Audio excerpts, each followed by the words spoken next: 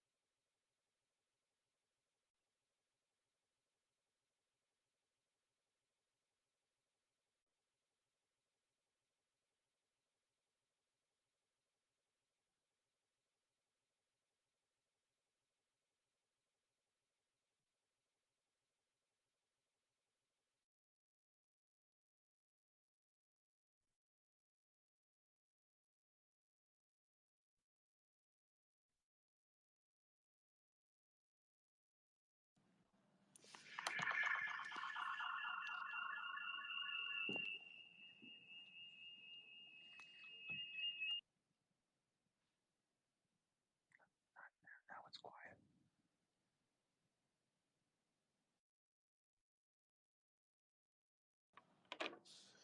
All right.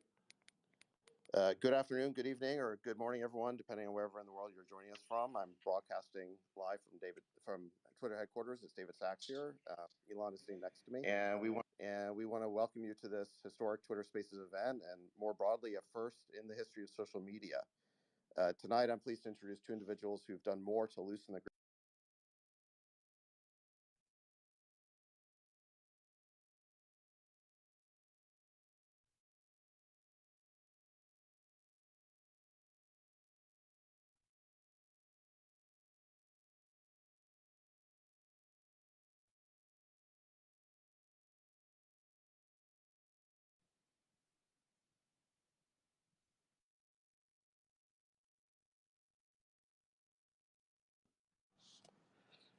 All right, sorry about that. We've got so many people here that I think we are kind of melting the servers, which is a good sign. All right, I'd like to just introduce the folks in the room here. So it's safe to say we wouldn't be making history without the man sitting next to me, Elon Musk. His decision to purchase this platform last year to restore it to its original mission as a beacon for free speech, and even to expose Twitter's past complicity with a government censorship regime might have surprised many, but not those of us who've known and worked with Elon for nearly a quarter century. His commitment to His freedom commitment and to his willingness freedom to and put his his money willingness to where put his money his where mouth is his mouth is upset the narrative upset the control narrative imposed on control us by imposed our on us government, by our government, elite. elite institutions, and corporate media. Go ahead and send a heart up if you want to say thank you, Elon. Governor DeSantis first drew my attention and support when I saw how he responded to the COVID pandemic and refused to believe what we now know to be the many falsehoods that government experts and their media mouthpieces were feeding us. He kept Florida's schools open and its economy thriving, while my state of California chose 2 years of learning loss and lockdowns that we have yet to fully.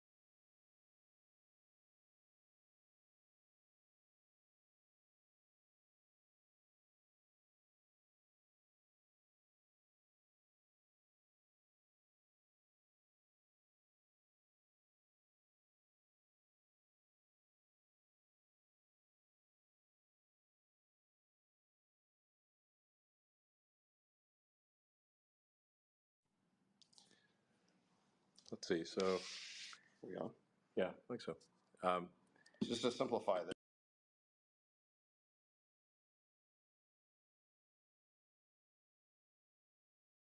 I think we're just going to use your.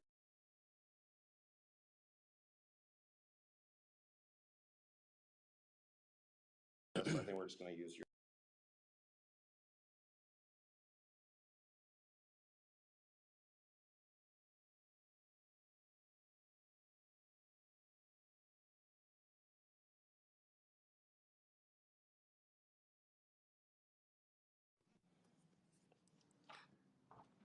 There's 382,000 people in the room. All right, great. So let's see. So they just keep crashing, huh? Yeah, I think we've got just a massive number of people online, so it's servers are straining somewhat.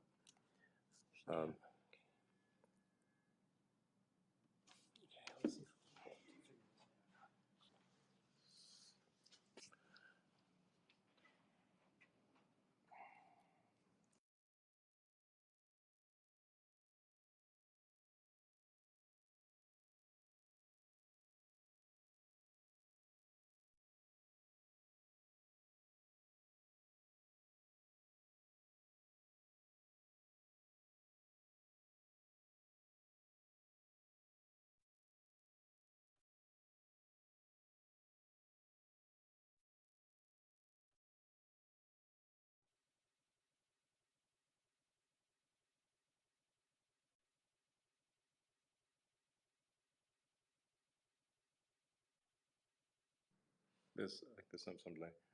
All right, we're just reallocating more server capability to be able to handle the load here. It's really going crazy.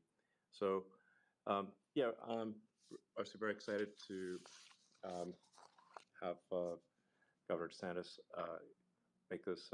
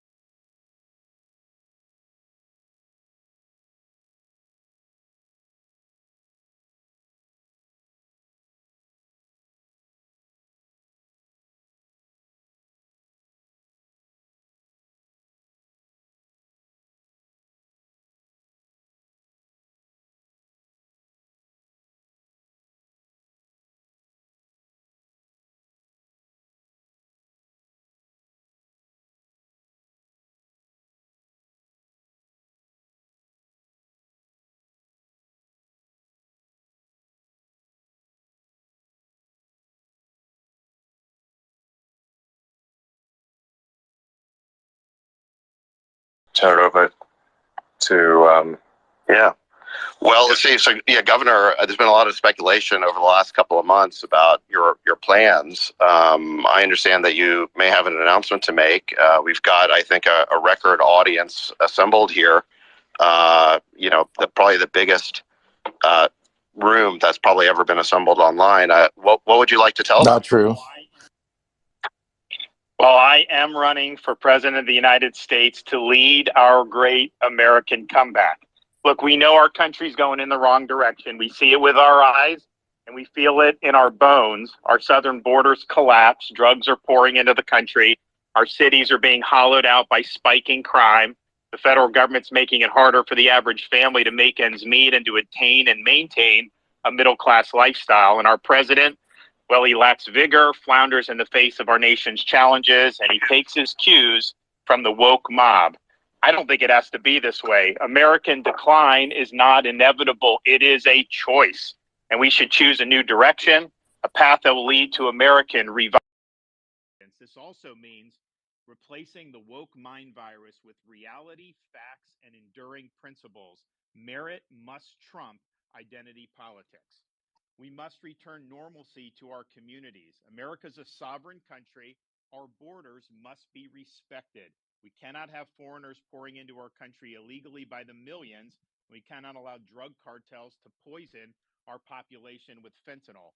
Public deserves safe communities, and law and order must be maintained in American cities. We can't have inmates running the asylum, and we must reject attacks on the men and women of law enforcement.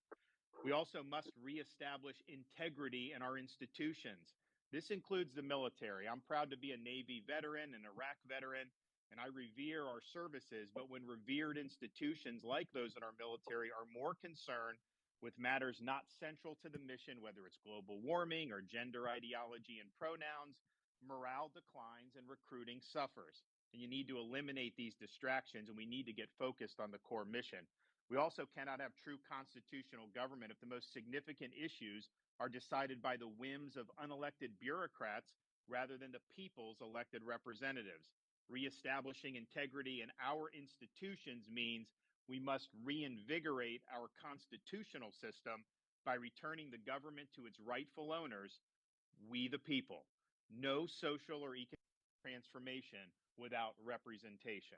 Truth needs to be our foundation. Common sense can no longer be an uncommon virtue. And in Florida, we proved it could be done. We chose facts over fear, education over indoctrination, law and order over rioting and disorder. We held the line when freedom hung in the balance. And we're thriving as a result. Florida is the nation's fastest growing state. We're number one in net in migration, number one in new business formations, recently ranked number one in education. We have a 50-year low crime rate and one of the lowest tax and debt per capita in America. But we also understand governing is not entertainment. It's not about building a brand or virtue signaling. It is about delivering results. And our results in Florida have been second to none. We can and we must deliver big results for America. I pledge to be an energetic executive that will take on the important issues. Biden's pursued inflationary policies that are hurting working people. We will reverse those policies and we'll build an economy where working Americans can achieve a good standard of living. Biden's opened the southern border and allowed massive amounts of drugs to pour into the country. We'll shut down the border, construct a border wall, and hold the drug cartels accountable. Biden's embraced medical authoritarianism, such as unconstitutional COVID vax mandates. We will ensure that those violations of liberty can never happen again. Biden's allowed woke ideology to drive his agenda. We will never surrender to the woke mob, and we will leave woke ideology in the dustbin of history. Biden's also politicized the military and caused recruiting to plummet. We will eliminate ideological agendas from our military, focus the military on the core mission, and we will reverse the poor recruiting trends. Finally, Biden's weaponized the power of the administrative state to advance his left-wing agenda. We will reconstitutionalize the executive branch, and we'll bring the administrative state to heel. Now, you can't do any of that if you don't win. There is no substitute for victory. We must end the culture of losing that has infected the Republican Party in recent years. The tired dogmas of the past are All right. inadequate for a vibrant future. Good We afternoon, must good evening, look or good morning, forward, everyone, depending on not wherever in the world you're backwards. joining us We from. need I'm the courage to broadcasting lead, live from and we must from have the Twitter strength to headquarters. It's win. David Sachs here. And to voters who are Elon is sitting next to me, participating in and this primary we process, want to welcome you to my this pledge historic to Twitter you is Spaces this: event, and more if you broadly, a nominate first me, in the history of you social can media. set your clock to Tonight, January I'm pleased to 20th, introduce two individuals who've 2025 done at more high to noon, loosen the. because on the west side of the U.S. Capitol, I will be taking the oath of office as the 47th President of the United States. No excuses. I will get the job done. Now, these past few years have given me a new appreciation for the fragility of our freedoms. I never thought I would see things in America that we saw during the COVID-19 pandemic, but our founding fathers were keenly aware of the fragility of freedom. When they framed our Constitution, they came armed with having studied the history of every republic and the history of mankind. All right, sorry And they about that. noticed that all of those We've got so many experiments people only here had that I one think thing in common, and it was this: we are every single kind of one of melting the them servers, had failed. which is a And good so they sign. knew it fell to our country, the United All right, States I'd of like to just America, to introduce determine whether people could the really folks govern in the themselves. room here. Could we have a So it's society safe to based say on we the wouldn't be idea that our making rights history are without the man God-given, sitting not next to me, government Elon granted, Musk. His and that decision society to functions purchase this based on the platform rule of last law, year not to the rule restore of it to its individual original men. mission as a And when beacon for Dr. free speech, Benjamin Franklin and walked even out to of that expose Twitter's convention, he past was asked, complicity did you with a deliver a government-censored republic or a regime, monarchy? He said, might a have surprised republic many, if but not those of you us can who've keep known it. and worked with They Elon knew for nearly freedom a didn't quarter run on century. autopilot. His The commitment next to freedom and his generation willingness to put would his have a money where his mouth responsibility is, to upset the safeguard narrative freedom, control and it's imposed our on us by our responsibility government, to do so elite at this institutions, and important corporate juncture media. in our nation's Go ahead history. and send We have a a lot of heart work up to if you do want to to say ensure thank the you, country Elon. gets back on track. I ask Governor everybody DeSantis listening first to drew my please attention join and me support on this when I mission. saw how he Please responded to the invest in COVID our pandemic campaign by going to and refused to believe what we now rondesantis.com know to be the and many making a falsehoods that donation. government experts and Thank their you. media mouthpieces God were bless, and feeding I look us. forward to the He kept discussion. Florida's schools open and its economy thriving, All right, thank you, while Governor. my state of Appreciate California that. chose 2 years of learning I guess loss uh, and as lockdowns that we have yet first to follow up here. Thank you for putting up with these technical issues. I think we're definitely breaking new ground here. As far as I know, no major presidential candidate has ever announced their candidacy on social media this way. Certainly in a Twitter space. So thank you for doing that. What made you want to kind of take the chance of doing it this way, as opposed to just doing it on cable news or the usual way? Well, when COVID hit, I had to make decisions about, do you go with the crowd or do you look at the data yourself and cut against the grain? And I chose to do the latter. I faced huge blowback for doing that from the bureaucracy, from elites, from the media. But my view was I had to look out for the people I represented, prefer protecting their jobs over trying to safeguard my own political hide. But it was very, very lonely in a lot of those decisions. And part of the reason it was so lonely is because there was a concerted effort to try to stifle dissent. There was an official narrative about lockdowns, about closing schools, about forced masking, about all these different things that we had to navigate during COVID. And it was an orthodoxy being enforced by the major tech platforms in conjunction with the federal government. And if we can't have an honest debate in a free country about issues that affect hundreds of millions of people, like lockdowns, then what good is the First Amendment at that point? Those are precisely the times when we needed to have debate be robust. You should not be taking down articles that criticize those draconian policies, and yet that's exactly what happened. So it occurred to me that if that had continued, I think free speech in this country Just to was on its simplify way this, out I the think we're just door. going So to when use you. Elon Musk stepped up to purchase Twitter, he paid a lot of money for it, and I'm sure because he's a good businessman, Elon, I'm sure you'll end up Just to making money simplify on it. this, I But the think we're bottom just going to line use is you. you had to put your money where your mouth is, because I think you recognize that you can't have a free society unless we have the freedom to debate the most important issues that are affecting our civilization. That did not happen during COVID. The truth was censored repeatedly. And now that Twitter is in the hands of a free speech advocate, that would not be able to happen again on this Twitter platform. So I think what was done with Twitter is really significant for the future of our country. We cannot have a society where the government is colluding with major tech platforms to enforce an orthodoxy. Well, thank you. Yeah, we're absolutely committed to freedom of speech and a level playing field. and just a vigorous debate. And hopefully, this can be a platform that brings people of divergent political views to exchange those views, and perhaps some minds will be changed one way or the other.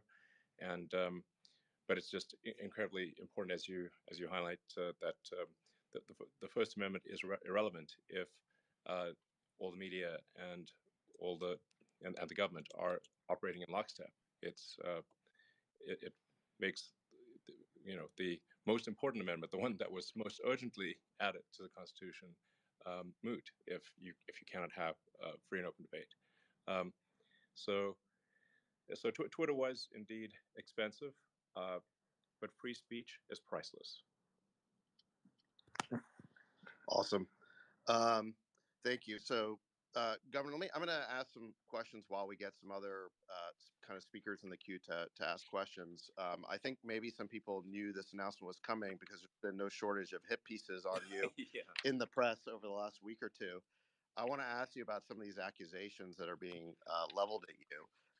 Last week, the NAACP issued a travel advisory against your state, claiming that Florida is not a safe place for minorities to visit. What do you say to those who've been advised that somehow they aren't welcome in your state?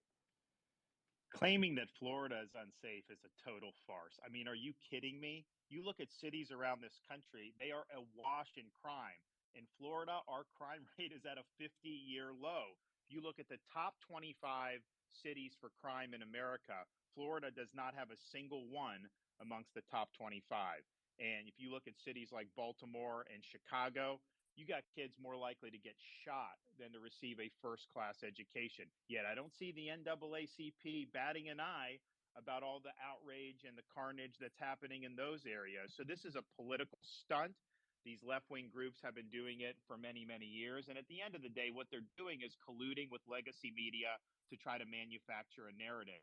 Now, the good news is fewer and fewer Americans are gullible enough to believe this dribble, and platforms like Twitter are there where people can debunk these lies in real time. And I would just say, as an American citizen, if you are uncritically accepting narratives spun by legacy media and left wing groups, you're failing at your job of being a conscientious citizen. And I think people just see right through it. And oh, by the way, have any of these travel advisories, because they've been doing this for a while, all these left wing groups, have any of them worked? Well, we're the #1 state for net in migration and have been every year since I've been governor. We just capped the highest quarter for tourism in the history of the state of Florida. And our view is we want everybody to succeed regardless of their skin color. We don't divvy up people by race. At the same time, it is worth pointing out that we have in Florida more Black owned businesses than any state in the nation. And we've also had more African Americans lead state agencies under my administration than at any time in Florida history. But with us, they're there because of merit, not because we're trying to play identity politics. And if you want to look at education, the Black students in Florida perform much higher than Black students in most other states. We rank #3 in fourth grade reading and #2 in fourth grade math amongst our Black student population. And oh, by the way, the head of the NAACP lives in Florida, and a lot of their board members have put out on social media during my governorship Florida vacations where they seem to be having an awful good time. That's great. Well, I mean, Florida's a great state, and I think the people realize that. Some of the things that are being said are just truly absurd. I mean, I saw some headline from the Atlantic, basically claiming that anyone who listens to this Spaces on Twitter is basically a Nazi.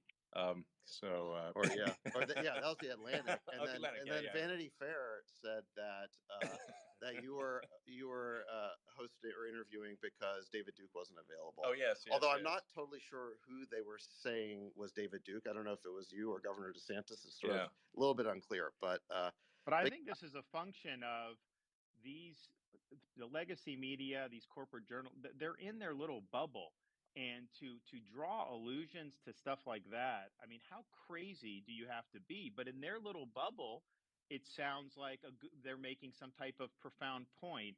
And so part of, I think, what Twitter is standing for is people should be exposed to different viewpoints. And I think the Yeah, elites in our society have tried to cluster themselves to where their assumptions are never challenged. And that's not a good way, I think, to live. It's also not a good way to be a critical thinker, because no one's ever going to question obviously wrong assumptions, because everybody around you shares them.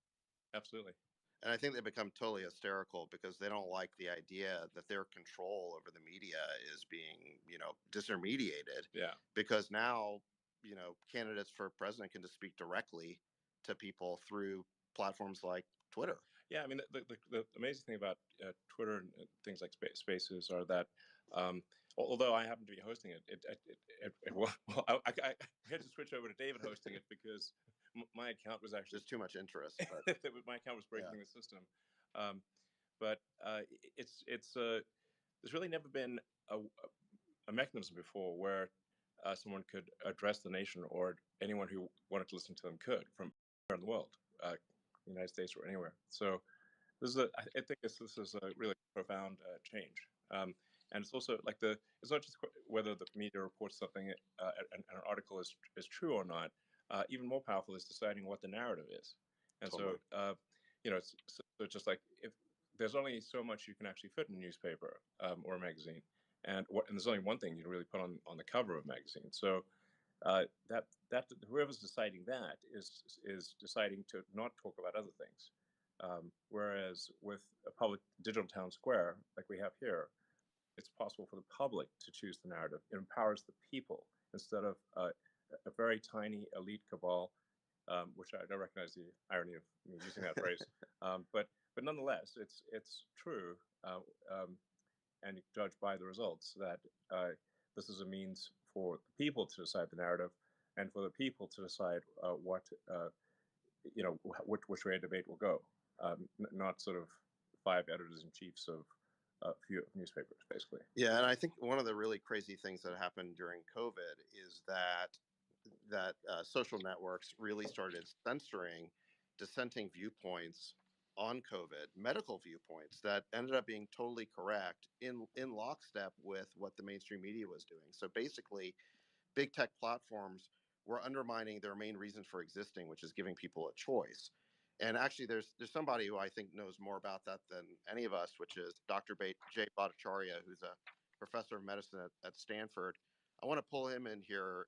Jay, you go ahead and unmute yourself if you can. It'd be great to hear from you. I know that during COVID, you worked with Governor DeSantis. It'd be great just to hear a little bit about your interactions and if you have a question for the governor. Yeah, thank you, David. Yeah, I mean, it was an honor to work with Governor DeSantis, and I was really impressed by his decision making in the face of an absolute firestorm of criticism. But Governor, you did the right thing when you opened the schools. And my kids in California for a year and a half didn't see the inside of a classroom, whereas Florida kids were in school. And you can see it in the results, and the learning loss numbers are so much better in Florida. Uh, I'm really curious, Governor.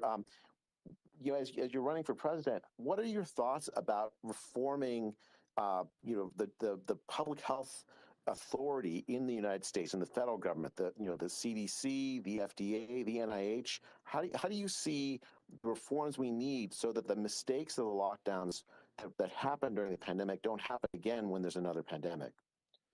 Well, first, we need an honest reckoning about what happened during COVID.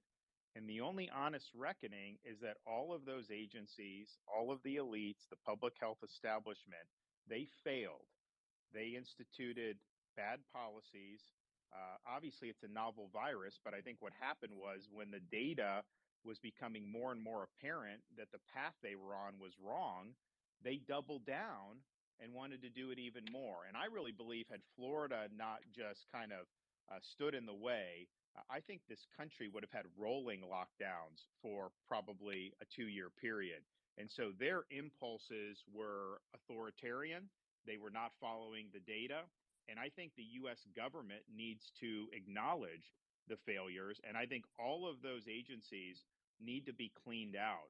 What I saw just dealing with them was I saw a interest in the narrative and in politics over evidence-based reasoning and evidence-based medicine. And so I don't have confidence that those agencies are up to the task. And I think you need major overhaul of the whole enchilada with respect to public health in this country. Can I follow up with that? I mean, I think the other thing that I saw during the pandemic, Governor, and you was subject to it just as much as I was when we were talking about COVID. YouTube censored a video of us speaking about in a roundtable that you hosted on COVID policy. There's so much of the federal government infrastructure went into suppressing honest scientific discussion during the pandemic. So it's not just public health agencies, but other agencies inside the federal government that worked to suppress the speech of Americans. And I'd love to hear No your thoughts question. about it. No question. So I'm actually in Florida. We recognize the danger there. So I'm actually going to be signing a digital bill of rights for Florida pretty soon, which will bar all state and local government officials from colluding or working with a technology company for the purpose of censorship of speech.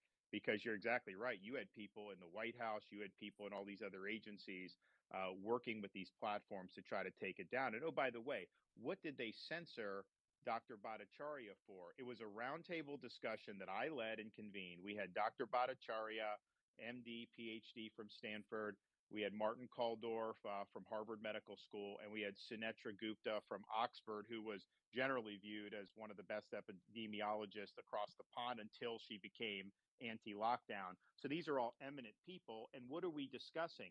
We're discussing whether there's any scientific basis to force a school child to wear a mask for 8 hours a day. They all agreed there was no basis to do it and that you should not have school mask mandates. YouTube thought that was, quote, anti-science and that should be taken down. But even at that point, we had already had enough experience in Florida where you had some schools that had done it before the state banned the mandates. You had some schools that had done it, some schools didn't, and the results were no different. And yet his video was taken down by Google YouTube. So it was a huge problem. And yes, I think the federal government, FBI, DHS, any of the health agencies, it's unconstitutional for them to be delegating speech restriction to a private company. You can't do indirectly what the Constitution would clearly forbid you to do directly. Let me pull in. We have Congressman Thomas Massey. If you're there, go ahead and unmute yourself. I mean, what we're talking about here is, I think, really unconstitutional actions by federal agencies. Congressman Massey, I know that you've been involved in this problem of government agencies being weaponized and used against the American people in an inappropriate way. Do you have a comment on this? And do you have a question for Governor DeSantis? Well, first of all, let me say a big thank you to Elon Musk for buying Twitter and exposing all of this. On our weaponization committee, we wouldn't know so much of it if he hadn't done this, almost as a public service to the First Amendment. It's a disturbing trend. Government, as the governor said, the government is colluding with big corporations. We found out this week from an FBI whistleblower that Bank of America voluntarily gave names of and information on anybody who bought a hot dog in Washington, D.C. from January 5th to January 7th, and then overlaid that with gun purchases that they had on record anywhere in the country for any period of time. And just, they say they voluntarily gave that to the FBI. So that's disturbing to me. Uh, by the way, I've never met Elon Musk, but I'm one of your biggest fans. I'm the first congressman to have a Tesla. Thank you. I'm on Starlink, and I would have bought a Powerwall, but I'm off the grid, and you wouldn't sell me one, so I had to make one with a wrecked Model S, and it's been running our house for 5 years. But my And just for the record, I was with Thomas our first year in Congress.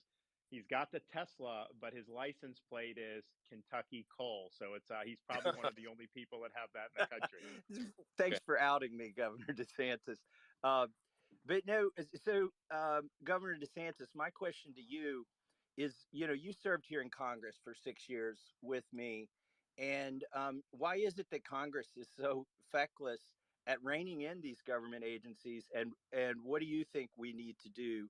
And if you were president, what would you urge Congress, or what bills would you like to see and sign to rein in this, sort of overreach of government bureaucracy?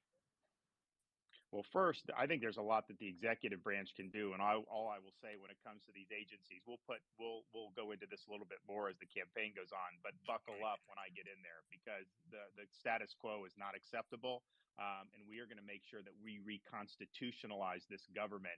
And these agencies are totally out of control. There's no accountability, and we are going to bring that in a very big way. Now, part of the reason it's gotten so bad, power's been consolidated in effectively a fourth branch of government, because Congress hasn't used its two main powers that it has under the Constitution. First, the power of the purse.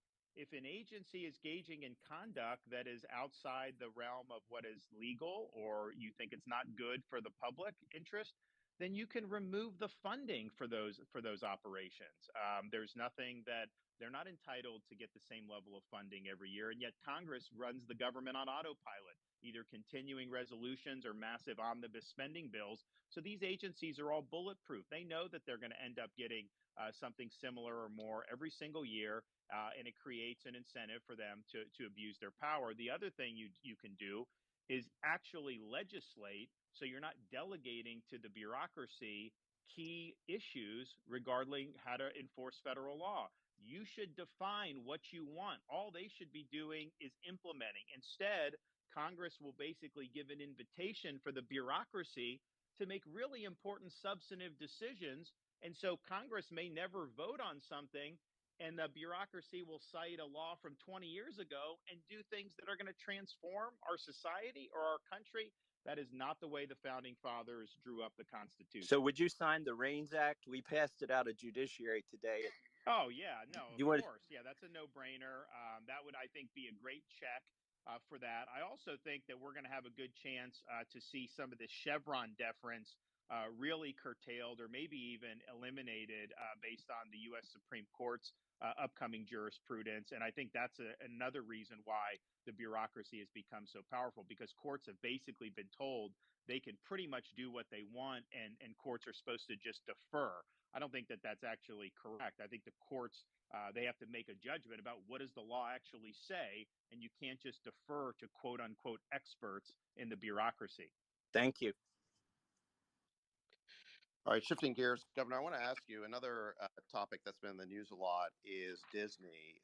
They blamed you for canceling plans for $1 billion investment in Florida. Said they were canceling 2,000 jobs. I saw other reports that suggested Disney was going to make the cuts anyway, and due to a larger, budget cutting initiative. Regardless of why they did it, why do you feel your fight with Disney remains important, considering you already beat them on the parental rights bill that they opposed? And what would you say to some of your opponents in this race who argue that the fight has dragged on too long? So, first of all, Florida stands for the protection of children. We believe jamming gender ideology in elementary school is wrong. Disney obviously supported injecting gender ideology in elementary school. They did oppose our parents' rights legislation. And the fact is, when they opposed it, that was a big deal, because for 50 years, anytime Disney wanted something in Florida politics, they pretty much got it. But not this time. I signed the bill.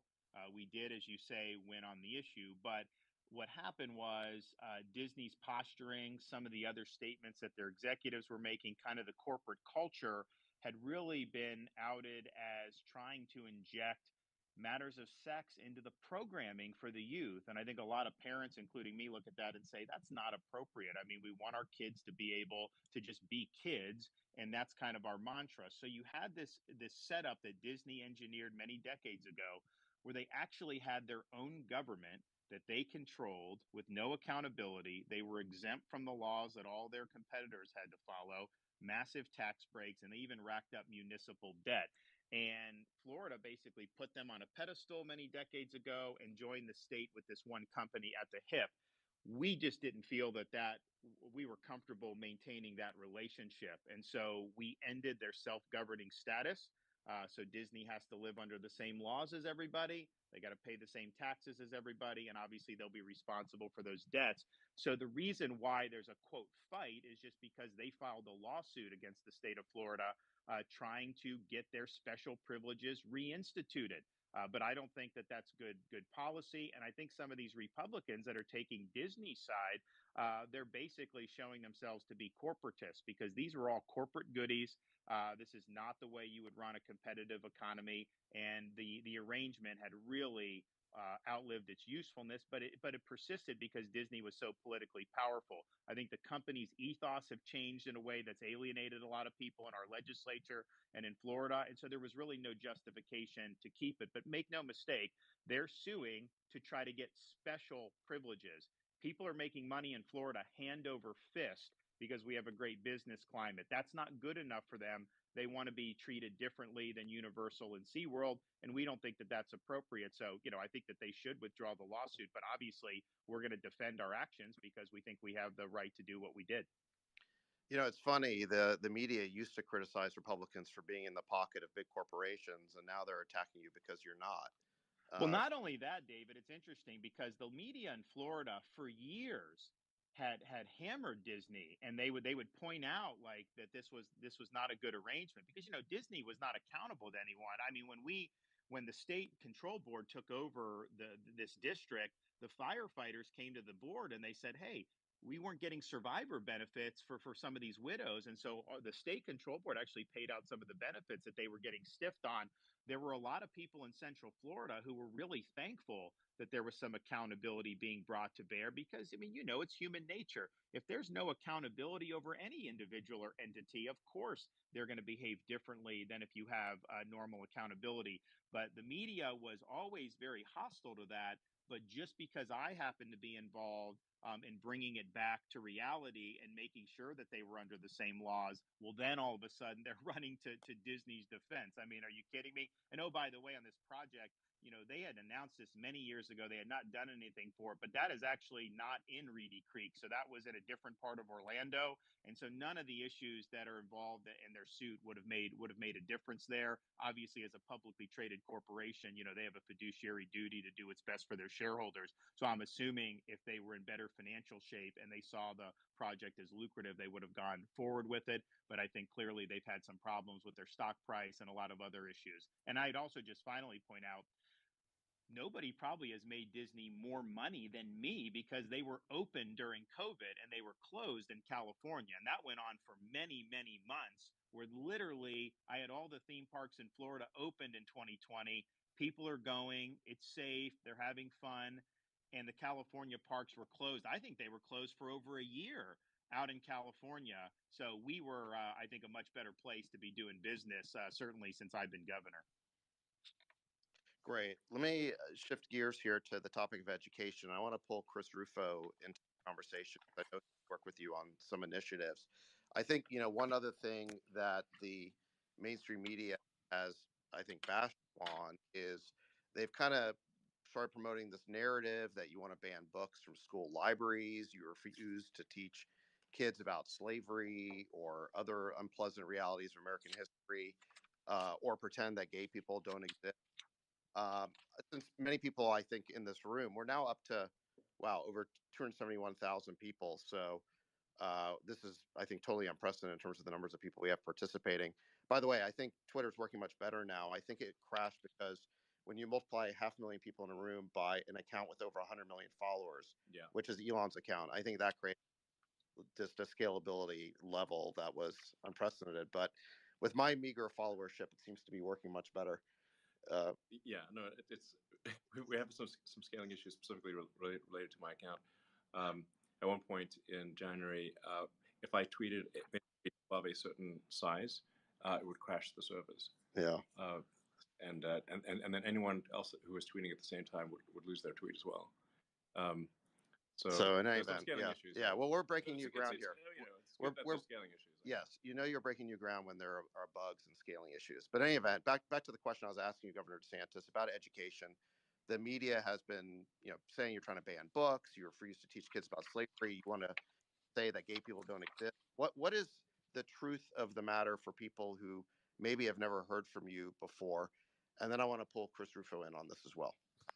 Yeah, so the whole book ban thing is a hoax. There's not been a single book banned in the state of Florida. You can go buy or use whatever book you want. What we have done is empowered parents with the ability to review the curriculum, to know what books are being used in school, and then to ensure that those books match state standards and are age and developmentally appropriate. So, for example, parents have flagged books in schools that, for example, teach middle school kids how to use sex apps, that provide graphic depictions of sex acts and sex toys for people as young as fifth grade. And so clearly that is not appropriate to be in a middle school classroom. And so parents object, and the schools take them out. I did a press conference that we called Exposing the Book Ban Hoax. And before I had the parents come up, before I spoke, I just played the video that had the images of the books that the parents had objected being in their kids' classroom, and the local news had to cut the feed because they said it was too graphic. Well, if it's too graphic for the 6 o'clock news, how is it okay for a sixth grader or a fifth grader? And so nothing's being banned. They're basically ensuring that we make curation choices that are consistent with state standards. And on the racial history, we eliminated critical race theory from our K through 12 schools. That was the right thing to do. In other words, we're not going to take a kid who comes in at 6 years old and say they're an oppressor or oppressed based on what their race is. That's divisive. That's wrong. We're also not going to be teaching people to hate their country. But what we are going to do is teach the accurate history. So in the same bill that banned critical race theory, we required teaching thoroughly about racial discrimination that occurred in American history. And Florida's history standards require all of those subjects, from slavery, Reconstruction, segregation, all of that to be taught, and will continue to do that. So I think what you see is the left and the media colluding on this. They don't want to actually defend what it is that we are actually legislating or regulating. So they create these hoaxes that somehow you don't want kids to learn that slavery existed in America, which is preposterous. No one actually defends the offending material. And the question is why are there people intent on trying to get this stuff into the classroom? And I think it's part of a political agenda. So our mantra in Florida is this: purpose of the schools is education, not indoctrination. Yes, I think it's very inappropriate to have sexually explicit material in a fifth grade library, 100%. But it's also the case that if you're focusing on that type of instruction, there's an opportunity cost involved. Why shouldn't we be doing more on science or reading or math? And so I think we're getting it right. And I think almost invariably, and Chris Rufo's had to deal with this too, when they're trying to craft these narratives, you just peel back the onion, you realize that this is something they're manufacturing. Yeah, that makes a lot of sense. I mean, I was actually under the impression that there were some books banned, so this is news to me. And they actually, there But was the one this week was that Miami-Dade County took a book that was about like poems from I think like Biden's inauguration, and they moved it from elementary school library to middle school library. The media tried to act like somehow this is being banned, and you actually had Miami-Dade County Public Schools spokesperson have to come out and say there's nothing that's been banned or removed. It was basically just determined that this particular book was better suited for middle school. And so they put it in the middle school media center. And the media tries to act like somehow that is offending something with a book ban. So, but I think part of the reason that they're doing that is because there is actually a movement to ban books from like Amazon and some of these others. California, some municipalities have banned things like To Kill a Mockingbird. What they're trying to do is see if some of these books pass a woke test. And if they don't, they are going against some of those books. Whereas in Florida, you can buy whatever book you want. But that's a different question than what would be appropriate for a third grader or what would be appropriate for a sixth grader. Government, by definition, has to make those choices about what type of curriculum we want to put in front of our students. And the parents obviously have an important voice in that. Absolutely. Well, in fact, A friend of mine, Tim Urban, who has a blog called Wait, Wait, But Wine, is really one of the most reasonable people on earth and one of the most reasoned people I've ever met.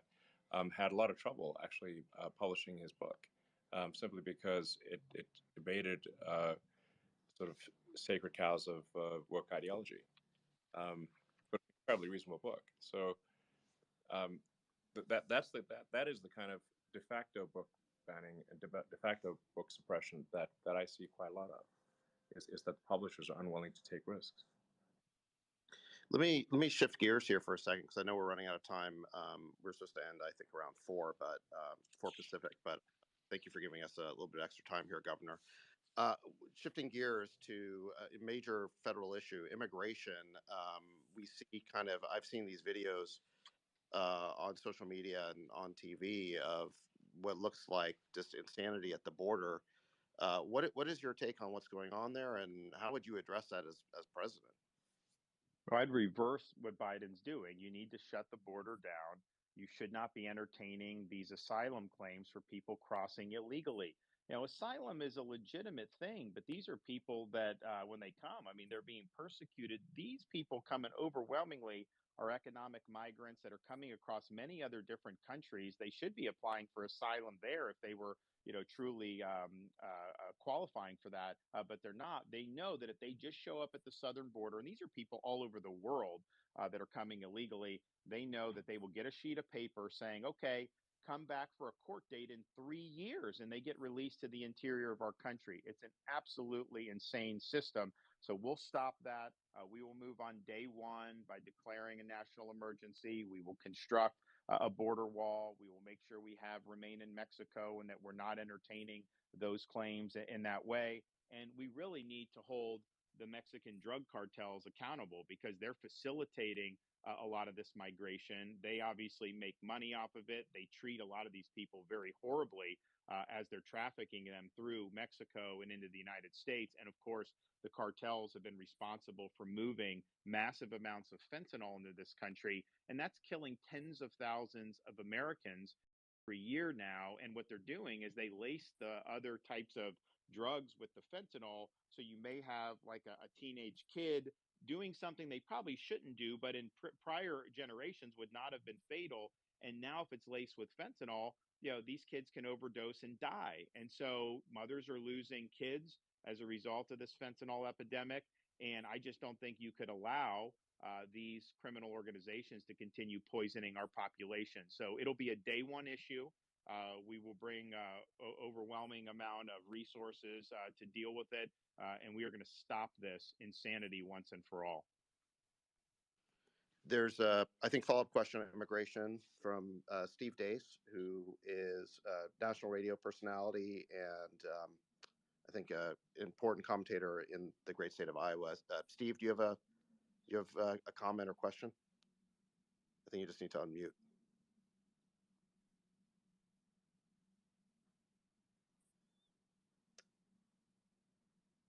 If Steve can unmute, then we'll go ahead and ask him for a question. If not, we'll keep rolling here.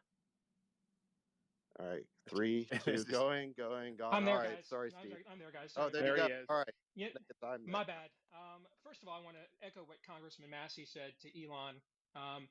Elon, if I put down money on January 1st, 2022, that Twitter was going to be the last bastion of free speech on earth, brother, I'd be about as rich as you are on that bet right now. I mean, it's incredible what you have done here, and the restoration of a lot of accounts of people that were truth tellers and were ran from here for telling the truth. I saw a meme the other day that said, of course, you have scientific consensus when you censor all the scientists who disagree. So I wanted to just say, first and foremost, on behalf of a lot of grateful people around the country and the world, really, thank you very much for that and the investment you made in that cause. Thank you.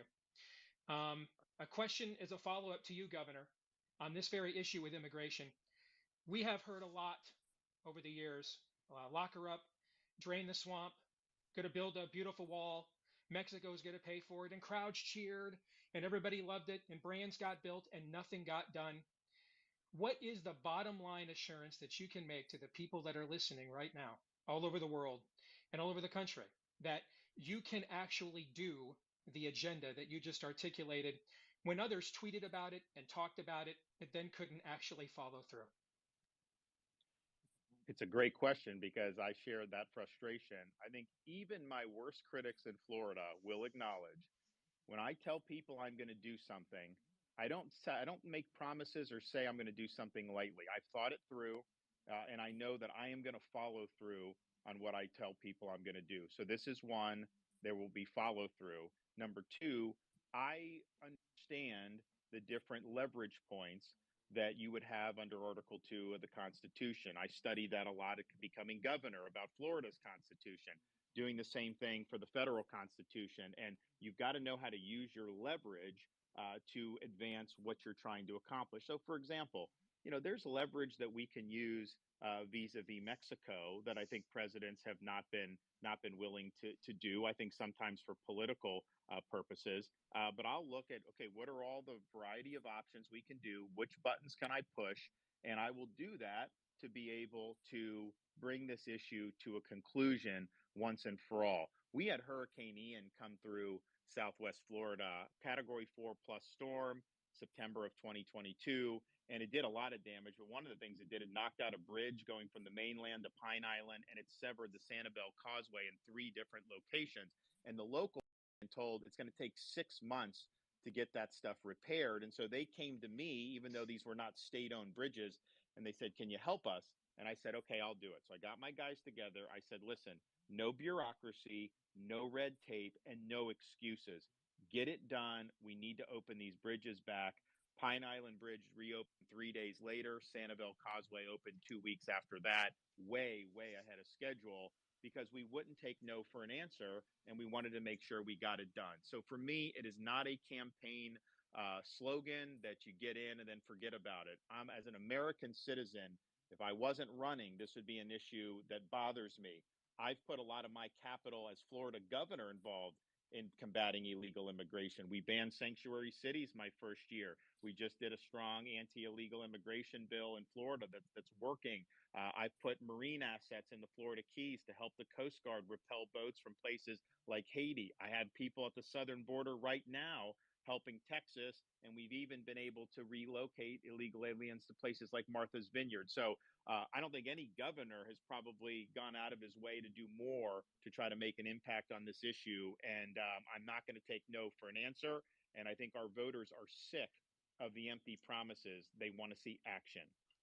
Thank you, Governor. Well, Governor, I saw you on the cover of Time Magazine this week, and I think they were trying to do a negative story because they had you were sort of scowling in this portrait they made of you.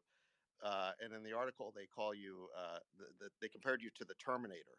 And I think they meant insult, but I thought it was kind of cool. I thought it was a good thing because I think we need a cool headed, ruthless assassin to go in and basically take on the woke mob, take on our out of control government, and take on problems like the ones at the border. So, again, I thought it made you sound great, even though that may not have been their intention. Well, look, at the end of the day, this whole business that we're in is about producing results. I don't care about fanfare.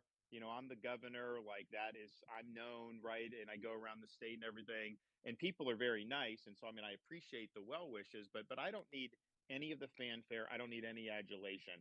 I just know I'm in a position where I have a chance to make a difference, and I'm either doing it or I'm not. And I remember sitting at the desk in the state capitol my first day as governor 4.5 years ago. I looked around the room and I thought to myself, I don't know what SOB is going to succeed me in this chair, but they are not going to have anything to do because I'm getting all the meat off the bone. I am going to make sure that I'm leaning into issues and making an impact. And we have done that in the state of Florida. And I bring that exact attitude up to 1600 Pennsylvania Avenue.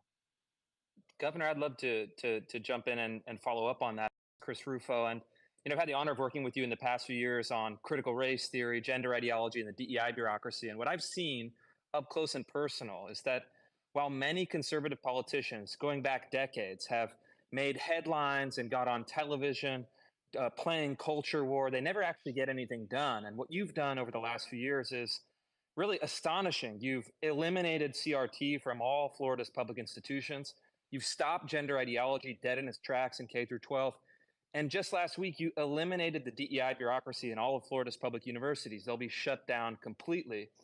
And I think what you've done is established a blueprint for fighting back against the left's long march of the institutions and making sure that those institutions reflect the value of Florida voters, not left-wing activists and the partisan press. So my question for you is, DC is another animal. It's quite different, the scale of the federal government. And how are you going to deliver results? And what is your culture war strategy facing down the swamp in DC? Well, some of it is similar in this respect. When we're taking on things like DEI, you get blowback from legacy media and the far left. But that's an example of an issue where they are out of step with the vast majority of Americans. It's not just Republicans, it's independents and a lot of Democrats. Because you think about, if you're a parent and you've got kids, you want to know when they apply to college, they're going to be judged based on their merit, and they're not going to be roadkill in some type of woke Olympics where they didn't fit some category and so they're denied opportunity. They want to make sure that achievement matters. And so we get a lot of quiet support for a lot of those things. And so I think what I do, just because, look, I'm a blue collar kid. I grew up in the Tampa Bay area, working minimum wage to get through school. My grandfather worked in the steel mill in West Pennsylvania. I just know instinctively kind of what like normal people think about all this stuff. And I have a good sense of when the legacy media and the left are outside of where the average American is, because people want you to be using common sense and things like DEI. I mean, when I was growing up, I think things were better because people were actually told you should try to get along. Now they're told you need to segregate. And it's just crazy that they're trying to do all this stuff. So by eliminating that, there's a lot of people that were really happy about that, including people that certainly are not traditional Republicans. And I think there's similar issues when you do in the federal level. It's also the case that there are some tools at the federal level that we don't necessarily have at the state level. For example, some of the problems with the university and the ideological capture that didn't happen by accident can trace back all the way to the accreditation cartels. Well, guess what? To become an accreditor, how do you do that? You've got to get approved by the U.S. Department of Education.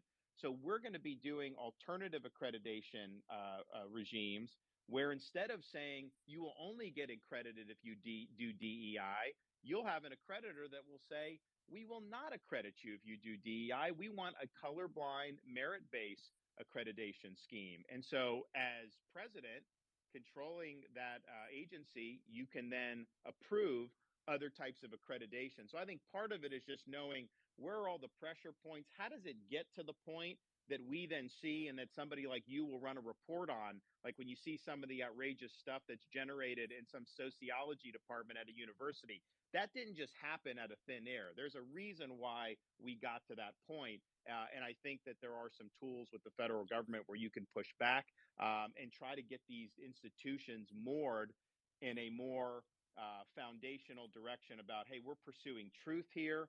And we're not here to try to impose one niche ideology on the entire student body.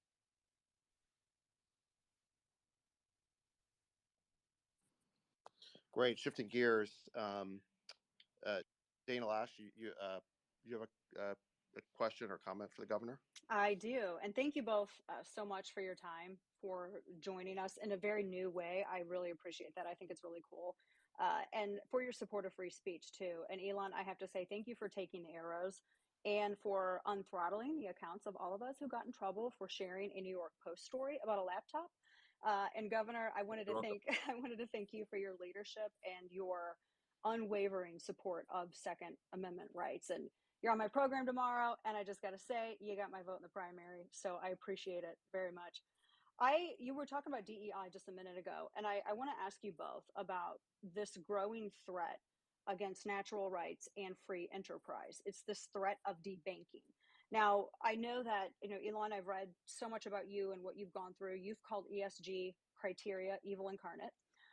Governor DeSantis, Florida, saw financially weaponized wokery earlier this year when Wells Fargo Bank dumped both the business and personal accounts of a very prominent and well-respected gun dealer in Florida. They'd been together for 25 years working with Wells Fargo, and they cited new ESG guidelines. Now, similar to the DOJ's previous Operation Choke Point, all these activists for various causes are using this regulatory guidance to debank what they consider to be politically incorrect businesses for the sake of risk management.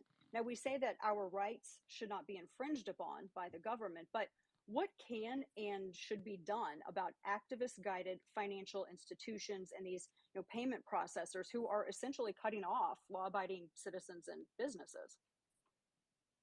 Well, I think it's a fundamental issue that I think not enough conservatives have been wise to. I think more and more are, but at the end of the day, we have certain fundamental rights, and so maybe you're somebody that is, really excited about your Second Amendment rights, and obviously, if the government comes in and infringes that, we know you blow the whistle on that. That's a problem.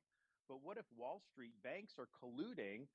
So that somebody can't function in that space, whether it's running a store or anything involving that, your rights are still being infringed upon in that situation. And so I think this whole ESG movement is really trying to do through the financial sector what they could never achieve through the ballot box. And so they're trying to do an end run around the constitutional system, and they're really trying to change policy. They're trying to change society, and they're trying to change the scope of people's rights. And so in Florida, I just signed anti-ESG legislation, which said things like no ESG criteria in our pension fund. We got a $180 billion state pension fund. No social credit scores for consumers when they're going to bank. In other words, if you apply for a loan, that loan should be judged based on your credit worthiness, not whether you're genuflecting to the appropriate left-wing causes. But one thing we did do is we did provide protection against this debanking with the woke banking. No discrimination based on your religion and other things, which we know is happening. So I think it's a fundamental question, but we will not be a free society if major financial institutions can do through the economy what people could not achieve through the ballot box. Our rights will be restricted, will be the end result, and that's not healthy for a free country. As a follow-up to that, Governor, Dana mentioned Operation Choke Point, and that is a term that's very familiar to crypto companies in Silicon Valley and fintech companies. Basically, it refers to an effort by the federal government, including the SEC, to basically regulate blockchain and crypto companies out of existence. They really feel like they're being driven out of the country. And I'm not talking about scammy ones or the totally fake ones like FTX, but really high quality, good companies, including companies that are public like Coinbase. And these guys are basically begging the government for just a framework. They're just like, tell us how to operate legally and we'll do it. Um, I guess where do you come down on this? What is your view, I guess, broadly of Bitcoin and people's right to hold Bitcoin and to transact Bitcoin? And Dogecoin. You have every right to do Bitcoin. The only reason these people in Washington don't like it is because they don't control it. And they're central planners and they want to have control over society. And so Bitcoin represents a threat to them. And so, as you're saying, they're trying to regulate it out of existence. Look, could Congress enact a statute to ban things like Bitcoin under the Constitution? They may be able to do. I would oppose that. I think people should be able to do Bitcoin, but Congress has never addressed this in this fashion. And for the bureaucracy to just do it on their own and make it so people can't operate in that space, that's what we mean when we say we've got to return the government to the people's elected representatives who are our voice to be able to make these decisions. And so as president, we'll protect the ability to do things like Bitcoin. I think these are people that are sophisticated. They can make decisions. There's risks involved with it, but let them do that. I just do not have an itch to have to control everything that people may be doing in this space. And I think that the current regime, clearly, they have it out for Bitcoin. And if it continues for another 4 years, they'll probably end up killing it. Yeah, I think you're right, and I think that is the strong feeling of people in Silicon Valley who are in this space, and I think we'll be heartened to hear your answer on that. I mean, the weird thing is that, and there is a huge constituency of crypto Twitter. So for people who are maybe part of political Twitter who are wondering why we're talking about this, it really has a big audience for this topic. Dogecoin too, I just want to emphasize, is a big deal. Yeah, Bitcoin and Dogecoin. So shout out to all the Doge fans out there. Yeah. But the weird thing is that this administration, they seem to want to ban Bitcoin, but they want to create a CBDC, which stands for a central bank digital currency.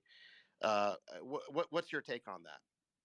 So we were the first state just last month. We actually got the Florida legislature to pass a law that says Florida does not recognize central bank digital currency, because some states were actually adding that to their uniform commercial code. The federal government's studying this. We did the opposite and say we didn't. Now, the reason why we did that is because what the Federal Reserve has said is, well, we're going to consult with Congress. We'll consult with the executive branch. We don't have a CBDC right now.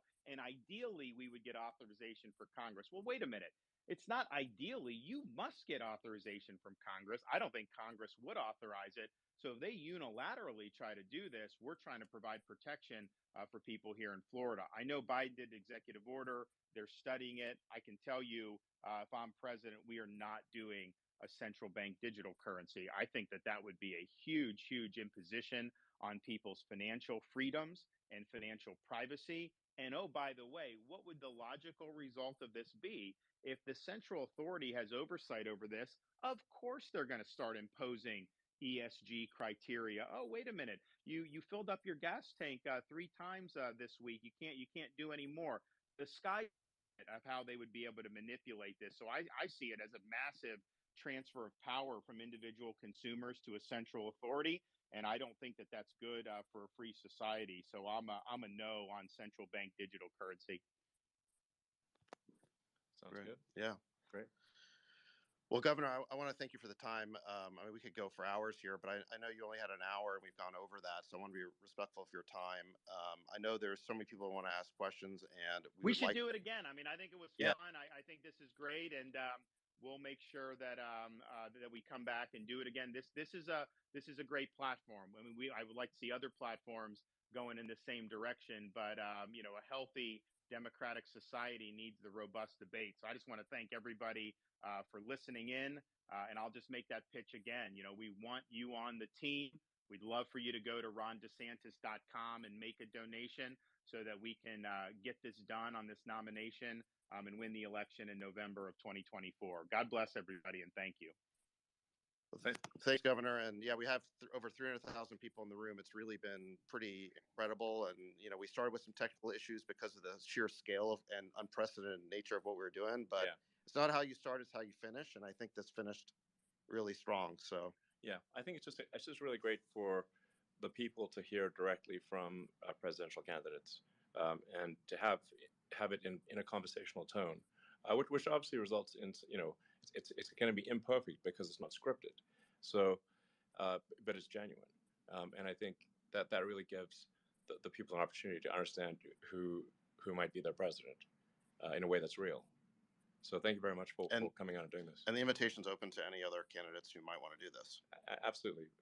It is important for people to hear directly from candidates. So thank you for working with us on this historic event, and looking forward to future conversations and just having a great national dialogue. All righty, everybody. Thank you for just. Bye-bye. All right. Bye-bye.